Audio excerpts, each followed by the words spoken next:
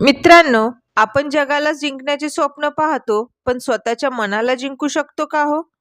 2500 वर्षापूर्वी भगवान बुद्धांनी धम्मपदात मानवी मनाचे असे रहस्य सांगितले आहे, की जे आपल्याला आजही तणावपूर्ण जीवनात तितकेच लागू पडते. आज आपण पाहणार आहोत, की आपलंच मन आपलं शत्रू कसं बनतं आणि आपल्याला त्याला मित्र कसं बनवायचं. धम्मपदाची पहिलीच गाथा सांगते, मनोपुद्मना धम्मा मनोसेता मनोमया.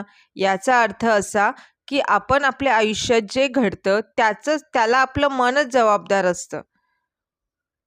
जर आपण रागात कोणाशी बोललो तर त्याचे वाईट परिणाम आपल्यालाच भोगावे लागतात. बुद्ध म्हणतात, जसं बैलगाडीचं चाक बैलांच्या पावलांच्या मागे चालतं, तसंच वाईट विचारांच्या मागे दुःख येतं.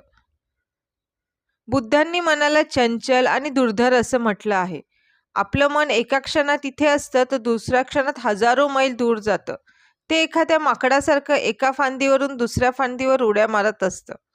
धम्मपद सांगतं की बाण बनवणारा जसा वाकड्या बाणाला सरळ करतो, तसंच प्रज्ञावान माणसाने आपल्या भरकटणाऱ्या मनाला ध्यानाने सरळ केले पाहिजे.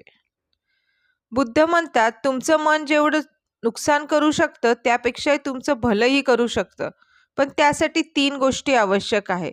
जागरूकता, विचार करण्यापूर्वी थांबा. संयम, रागाच्या भरात कोणतीही कृती करू नका. शुद्धता, दुसऱ्याबद्दल द्वेष करण्याऐवजी मैत्रीची भावना ठेवा. तर मित्रांनो, आजपासून एक छोटा प्रयत्न करूया.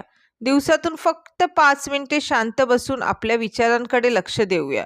लक्षात ठेवा, ज्याने मन जिंकलं त्याने जग जिंकलं. तुम्हाला आजचा व्हिडिओ कसा वाटला आणि धम्मपदातील कोणती गाथा तुम्हाला सर्वात जास्त आवडते हे कमेंटमध्ये नक्की सांगा. नमो बुद्धाय.